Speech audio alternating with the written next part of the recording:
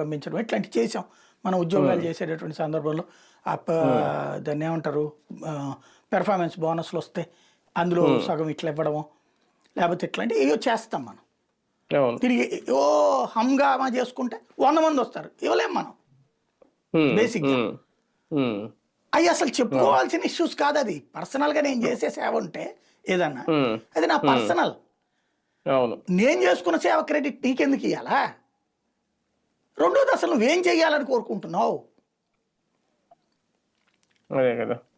అమరావతి గనక దాన్ని ఏమంటారు చట్టం లేకుండా కథ నడుస్తుంది చూడండి.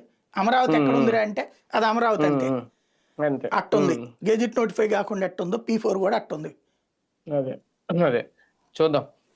మొత్తానికి ఆగస్టు 15వ తేదీన అయితే మాత్రం పెద్ద టార్గెట్ పెట్టుకున్నారు. 50 లక్షల కుటుంబాలకి, అలాగే 15 లక్షల మంది పైగా మార్గదర్శులు రావాలి అనేది. ఈ నేపథ్యంలోనే ఈ వ్యవహారం అంతా నడుస్తుందా?